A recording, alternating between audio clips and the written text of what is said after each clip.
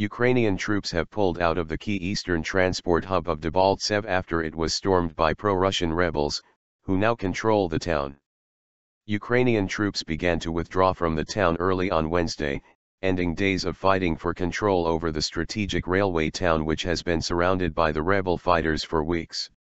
Ukraine President Petro Poroshenko on Wednesday called for an unmandated peacekeeping force to monitor the fast-crumbling ceasefire deal. "We see the best format would be a police mission from the European Union. We are sure this would be the most effective and best guarantee for security," Poroshenko said at the start of a meeting with security chiefs. Earlier on Wednesday, Poroshenko said government troops had withdrawn from Debaltseve in an organized and coordinated manner before meeting the troops.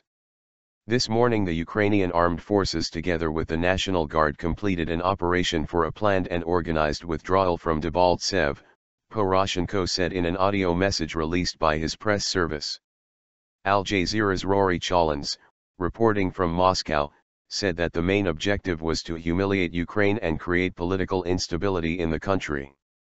"The question is to see if Debaltseve is enough of a prize for the rebels or are they going to push for more ground," he said. Status quo. Russian Foreign Minister Sergei Lavrov on Wednesday called on all sides in the conflict to cease hostilities. "We share concerns on the situation in Debaltseve," Lavrov said in a joint news briefing with his counterpart from Georgia's breakaway region of South Ossetia. "But we believe that in order to calm this situation down it is necessary to stop using weapons trying to change the status quo which was at midnight on February 15, referring to the time the latest ceasefire came into operation. Rebels say the truce, negotiated by Ukraine, Russia, Germany, and France at the summit in Belarus last week, does not apply to Debaltseve, which links the two rebel-controlled regions of eastern Ukraine, Donetsk and Luhansk. The actions by the Russia-backed separatists in Debaltseve are a clear violation of the ceasefire," European Union Foreign Policy Chief Federica Mogherini said in Brussels, stepping up Western criticism of the rebel offensive against Debaltseve. The leaders were due to convene for a high-level conference call later on Wednesday to discuss the latest developments and the implementation of the Minsk peace plan.